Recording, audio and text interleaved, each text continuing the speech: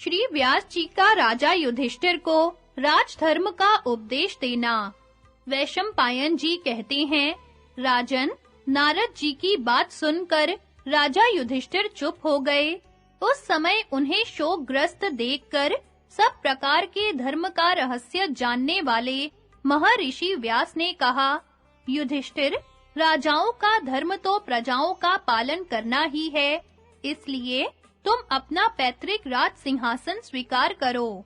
वेदों ने तप को तो ब्राह्मणों का ही नित्य धर्म बताया है।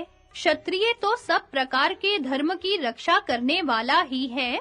जो मनुष्य विषयासक्त होकर धर्म विधि का उल्लंघन करता है, वह लोक मर्यादा का भी घातक है। क्षत्रिय को अपने बाहुबल से उसका दमन करना चाहिए। जो व्यक्ति मोहवश शास्त्र प्रमाण को न माने, वह अपना सेवक हो, पुत्र हो, तपस्वी हो अथवा कोई भी क्यों ना हो, उस पापी का सब प्रकार दमन करे और उसे नष्ट कर दे। जो राजा इसके विपरीत आचरण करता है, उसे पाप लगता है। जो राजा नष्ट होते हुए धर्म की रक्षा नहीं करता, वह धर्म का घात करने वाला है। तुमने तो अनुयायियों सहित उन धर्मघातियों का ही नाश किया है, इसलिए तुम तो अपने धर्म में ही स्थित हो, फिर शोक क्यों करते हो? राजा का तो यही धर्म है कि दुष्टों का वध करे, सुपात्रों को दान दे और प्रजा की रक्षा करे।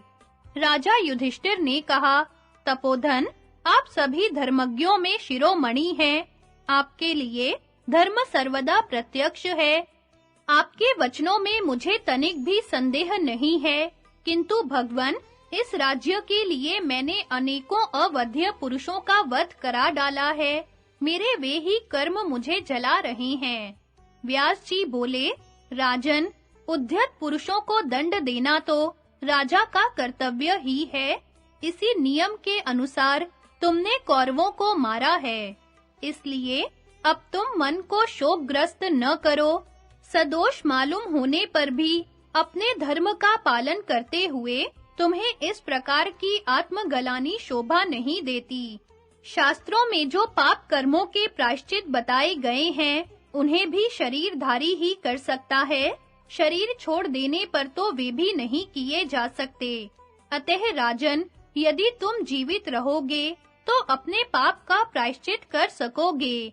प्रायश्चित किए बिना ही यदि शरीर छूट गया तो तुम्हारे हाथ केवल पश्चाताप ही लगेगा। युधिष्ठिर ने कहा, दादाजी, मैंने राज्य के लोभ से अपने पुत्र, पौत्र, भाई, चाचा, ससुर, गुरु, मामा, दादा, अनेकों वीर क्षत्रिय, संबंधी, सुहृद, समवयस्क, भांजे, जाति भाई और भिन्न-भिन्न देशों से आए हुए राजाओं का वध करा डाला है। उसका मुझे क्या दंड मिलेगा? इस चिंता से मैं रात दिन बार-बार जलता रहता हूँ। जब मैं पृथ्वी को उन श्री संपन्न नृप श्रेष्ठों से सूनी देखता हूँ और इस भयानक जातिवध तथा इसमें मारे गए सैकड़ों शत्रु पक्ष के वीरों और करोड़ों दूसरे लोगों की याद करता हूँ, तो मुझे बड़ा ही पश्चाताप होता है। आज जो अबलाएं अपने पुत्र, पति और भाइयों से शून्य हो गई हैं, उनकी क्या दशा होगी? वे उनका नाश करने वाले हम पांडव और यादवों को कोस रही होंगी और अत्यंत दीन होकर पृथ्वी पर पछाड़े खा रही होंगी। विप्रवर, उन स्त्रियों का अपने मृत संबंधियों के प्रति जैसा प्रेम है, उससे मुझे तो यही निश्चय होता है कि वे सब निस्संदेह प्राण त्याग देंगी। धर्म की गति बड़ी सूक्ष्म है, अतः इस प्रकार हमें स्त्री वध का ही पाप लगेगा।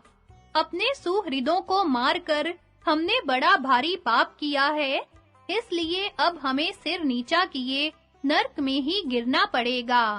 अतः अब हम भीषण तपस्या करके अपने शरीर को त्याग देंगे।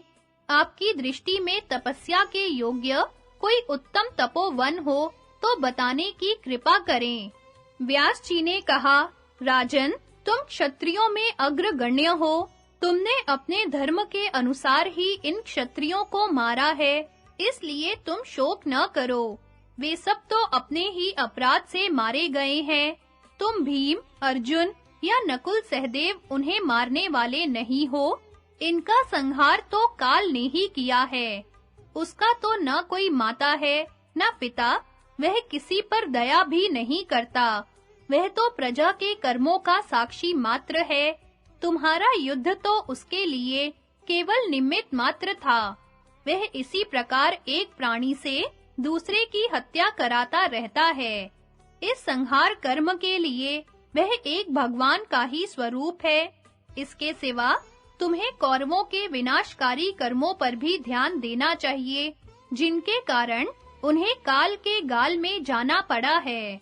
जिस प्रकार लोहार का बनाया हुआ यंत्र अपना काम करने में उसके अधीन रहता है, उसी प्रकार यह सारा जगत कालाधीन कर्म की प्रेरणा से प्रवृत्त हो रहा है।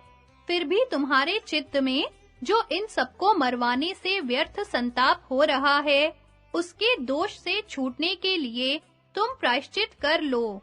राजन, यह बात सुनी ही जाती है कि पूर्व काल में राजलक्ष्मी के लिए ही देवता और असुरों में 12,000 वर्षों तक युद्ध हुआ था। उसमें देवताओं ने दैत्यों का संहार करके स्वर्ग और पृथ्वी का आधिपत्य प्राप्त किया था। जो लोग धर्म का नाश करना चाहते हैं और अधर्म को फैलाने वाले हैं, उन्हें मार ही डालना चाहिए। इसी से देवताओं ने उस युद्ध में 88,000 शालावृक नाम के दैत्यों को भी मार डाला था। यदि एक पुरुष को मारकर कुटुंब के शेष व्यक्तियों को सुख मिले अथवा एक कुटुंब का सफाया करने से देश में शांति स्थापित हो, तो उसे नष्ट करने में कोई दोष नहीं है।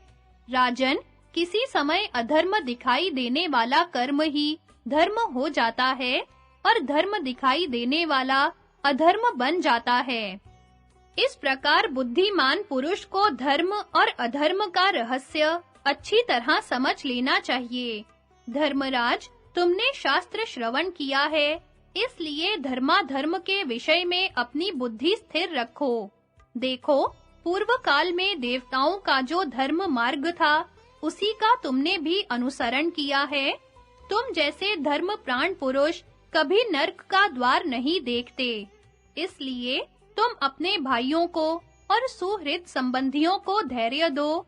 जो पुरुष हृदय में पाप की भावना रखकर किसी कुकर्म में प्रवृत्त होता है और उसे करके भी किसी प्रकार लज्जित नहीं होता, उसी को पाप का भागी होना पड़ता है, ऐसा शास्त्र का कथन है। ऐसे पाप का न तो कोई प्रायश्चित है और न कभी नाश ही होता है। तुम्हारा हृदय तो शुद्ध था, युद्ध की इच्छा न होने पर भी शत्रु के अपराध के कारण तुम्हें युद्ध करना पड़ा और अब इस कर्म को करके पश्चाताप भी कर रहे हो। इसके लिए अश्वमेध यज्ञ बड़ा अच्छा प्रायश्चित है, उसका अनुष्ठान करो, तुम निष्पाप हो जाओगे।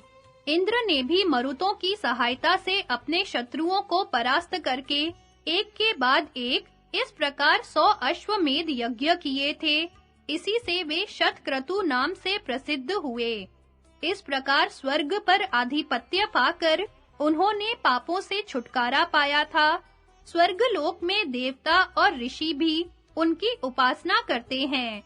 तुमने भी इस वसुंधरा को अपने पराक्रम से प्राप्त किया है और अपने बाहुबल से ही तुमने राजाओं को परास्त किया है।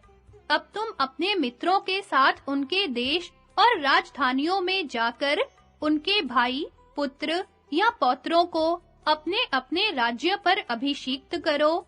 जिन राजाओं के उत्तराधिकारी अभी गर्भ में ही हैं, उनकी प्रजा को समझा बुझाकर सांत्वना दो। इस प्रकार सारी प्रजा का मनोरंजन करते हुए पृथ्वी का पालन करो। जिन राजाओं के पुत्र नहीं है, उनकी गद्दी पर पुत्री का ही अभिषेक कर दो। भरत श्रेष्ठ, इस तरह सारे राज्य में शांति स्थापित कर तुम असुर विजयी इंद्र के समान अश्वमेध यज्ञ द्वारा भगवान का यजन करो। राजन, इस युद्ध में जो क्षत्रिय मारे गए हैं, उनके लिए तुम्हें शोक नहीं करना चाहिए। वे तो काल की शक्ति से मोहित होकर अपने ही कुकर्मों के कारण मौत के मुख में पड़े हैं। उन्हें क्षात्र धर्म के पालन का पूरा फल प्राप्त हुआ है। तुम्हें यह निष्कंटक राज्य मिला है। इसका पालन करते हुए तुम धर्म की रक्षा करो। मरने पर कल्याण करने वाली यही चीज है। पाप और उनके प्रायश्चितों का वर्णन। युधिष्ठिर ने पूछा, पितामह, कृपा करके यह बताइए कि किन कर्मों को करने से मनुष्य प्रायश्चित का भागी बनता है और ऐसी स्थिति में क्या करने से वह पाप से मुक्त होता है। व्यास जी ने कहा, जो मनुष्य शास्त्र विहित कर्मों का आचरण न करके निषिद्ध कर्म कर बैठता है, उसे ऐसा विपरीत आचरण करने से प्रायश्चित का भागी बनना पड़ता है। जो ब्रह्मचारी सूर्योदय या सूर्यास्त के समय सोता रहे अथवा जिस पुरुष के नख या दांत काले हों, उन्हें प्रायश्चित करना चाहिए।